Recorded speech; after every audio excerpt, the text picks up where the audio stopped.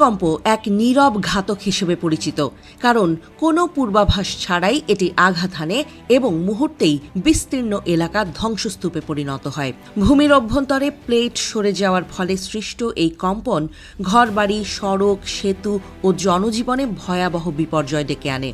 প্রতি বছরই পৃথিবীর বিভিন্ন দেশে আকস্মিক ভূমিকম্পে প্রাণহানি ও সম্পদের ক্ষতি ঘটে, আর এই কারণেই প্রাকৃতিক দুর্যোগগুলোর মধ্যে ভূমিকম্পের ভয় সবচেয়ে বেশি পায় মানুষ।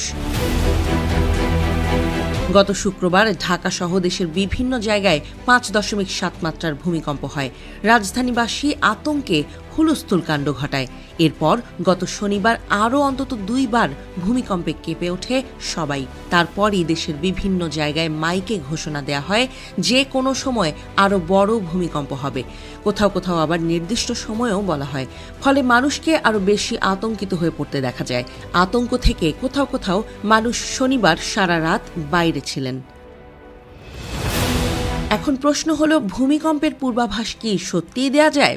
বাংলাদেশে এখন যে আতঙ্ক বা গুজব ছড়িয়েছে, 2023 সালে এমনটি হয়েছিল ভারত ও পাকিস্তানে।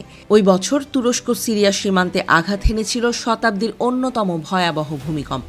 ওই ভূমিকম্পে মারা যায় প্রায় 60,000 মানুষ। তুরস্ক সিরিয়া সীমান্তের ভূমিকম্পের পর গুজব ছড়ানো হয় 15 দিনের মধ্যে ভারত পাকিস্তানে একই রকম ভূমিকম্প আঘাত হানবে।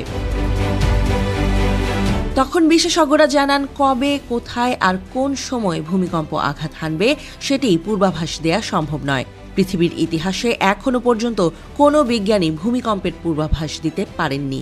যুক্তরাষ্ট্রের বাফেলো বিশ্ববিদ্যালয়ের ভূকম্পন প্রকৌশল বিশেষজ্ঞ প্রফেসর মাইকেল ব্রুনো ওই সময় বলেন, এই মুহূর্তে এমন কোনো বিজ্ঞান, ম্যাজিক বা জাদুবিদ্যা নেই যেটি ভূমিকম্প আঘাত হানার নির্দিষ্ট সময়ের পূর্বাভাস দিতে পারবে, কারণ বিজ্ঞানীদের ভূমিকম্পের সুনির্দিষ্ট সময় বলতে পারার ক্ষমতা নেই।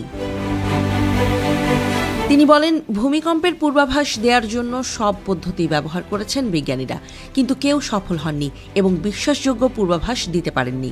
একই ধরনের মতামত দিয়েছেন ক্যালিফোর্নিয়া ইনস্টিটিউট অফ টেকনোলজির ভূপদার্থবিদ্যার গবেষক প্রফেসর এগিল হোকসন।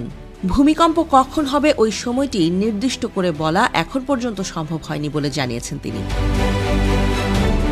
এ কারণে কিছু সংবাদ মাধ্যম এবং স্বনামধন্য প্রতিষ্ঠানের কথিত বিশেষজ্ঞরা ভূমিকম্পের ব্যাপারে যে পূর্বাভাস দিচ্ছেন তা নিয়ে উদ্বিগ্ন না হওয়ার পরামর্শ দিচ্ছেন অনেকেই।